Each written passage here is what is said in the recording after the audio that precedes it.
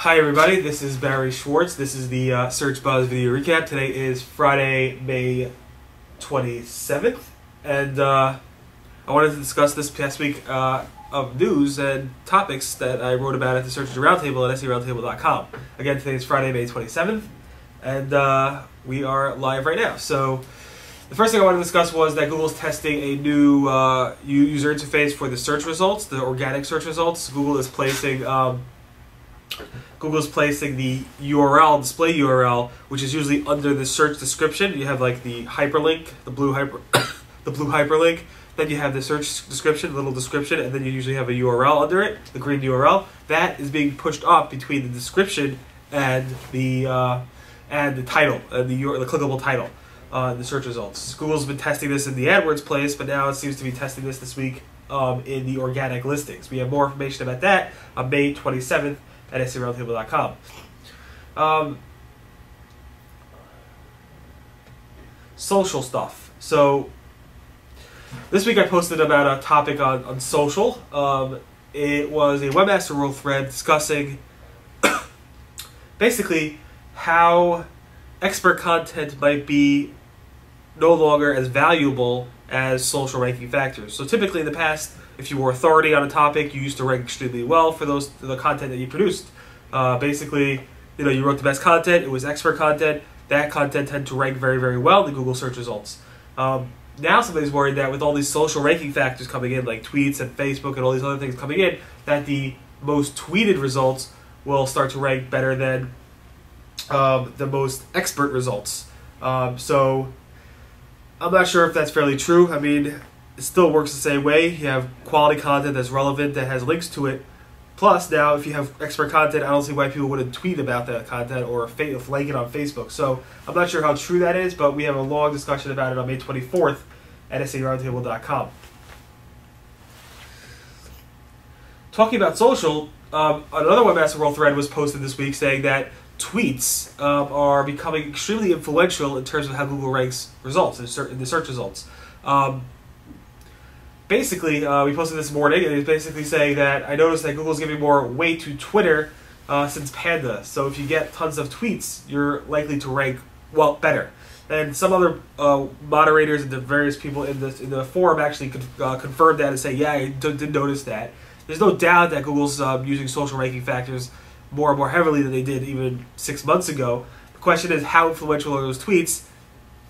I don't know if it's enough to make a big difference in terms of your ranking, but it definitely probably helps get you indexed and ranking faster for certain types of content. Obviously, that's going to change over time, and social factors are very, very important these days, and they'll continue to grow. You can't just spam it with a bunch of bots. You have to go ahead and do it right. I found this interesting, pretty funny actually. On May 23rd, we posted about a Webmaster World thread where somebody was complaining that his site wasn't ranking well or not indexed or whatever it might be. So John Moo, Googler, came in and basically said, let me read this. In particular, if you are aware that you're providing hidden links like that to webmasters to embed on their websites, then I think you should work as hard as possible to contact all the affected webmasters and to work with them to have those links removed. I realize it's not an easy task, but it was you who provided them with the content that goes against our webmaster guidelines, potentially causing issues on their sites as well. So I think it would only be fair to help them resolve the issues as well. Basically, this guy was complaining, hey, I'm not ranking well. He's saying why, and then somebody pointed out that he has this widget that he lets webmasters use. The widget has some hidden links in it. The guy then responds, oh, but I totally disclosed that. I wrote in my little snippet of terms saying links were included in my widget that I myself whatever, and then he said this module includes hidden links. So basically Google's saying even if you disclose that you're hiding links, it doesn't mean it's right, and it's still against Google Webmaster Guidelines, and you have to go ahead and fix it.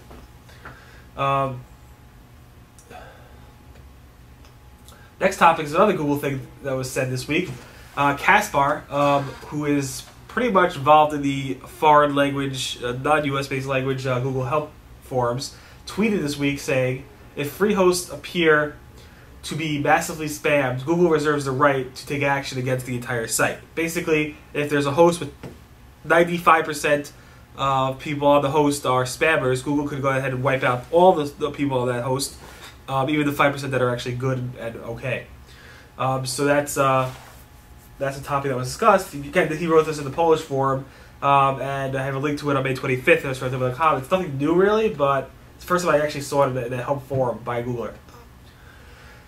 Speaking about spam and stuff like that, Bing went ahead and basically somebody posted in the Big forum saying, wouldn't it be cool if Bing considered giving rewards or incentives to people who are reporting spam? As you know, Google and Bing offer spam report pages. You can easily report spam to Google via Chrome extensions, via Google Webmaster Tools, and other forms, and different ways you could actually report spam to Google.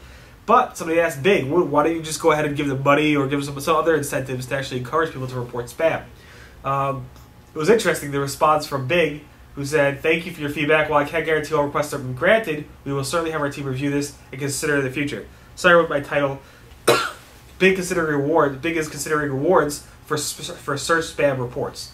Then I ran a poll. Do you think Google and Bing should offer incentives to report spam? And it's pretty much split. 43% said no, and 47% said yes. 57% said yes, they should offer incentives to report spam. Google Advisor launched about a week or so ago. And Google Advisor is basically an extension of AdWords, the comparison ads, plus other things. Google's basically indexing content that's related to mortgages, credit cards, CDs, checking and savings account information. Some of that content is organic and free. Some of that content is being pulled from the AdWords comparison ads, and it's a new feature coming out at google.com/advisor. It just comes months after Google acquired beatthatquote.com, which is a UK firm, which is actually banned for spamming Google, so they banned their own website that they just acquired. So it's interesting to see what will happen with that in the future. May 23rd at SRLTable.com. Topic on AdSense. A lot of people have been reporting, tons of people reporting their AdSense incomes has been declining for the past week or so.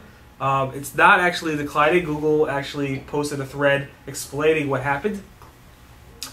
Basically, they changed how the reporting pipeline works. And let me explain. Basically, an AdSense engineer said this: since May 14th, earnings for the current day reporting in the interface may now fluctuate due to a change in reporting pipelines. What that means is they are now showing gross click counts before they actually do any discounting of those clicks for invalid clicks. Basically, Google shows click counts in the AdSense reports, but Google is yet, when they first show those, to actually show the invalid clicks and discount those clicks. So they're actually doing that after the fact, so it seems like you're earning a lot, the earnings are declining. So it's like a weird process, and Google has changed the reporting pipeline, and a lot of people are asking why the reports are all messed up, and they're really not, they just have been changed. May 25th was a big day for Google. Google, as you know, YouTube has a live, now you can stream live. We stream live on Ustream because I don't have access to the YouTube live stream feature yet, and hopefully if anybody from YouTube is listening, I can get access. Just let me know, please. I would like to get access and switch off Ustream. Anyway, Matt Cutts, basically I spotted a thing where Matt Cutts in the Google Webmaster channel, YouTube channel, actually posted an Ask Matt stream, which was basically dead. So I figured, hey, Matt Cutts is going to be doing a live Q&A, which they've done in the past, but not via YouTube because they didn't have that feature.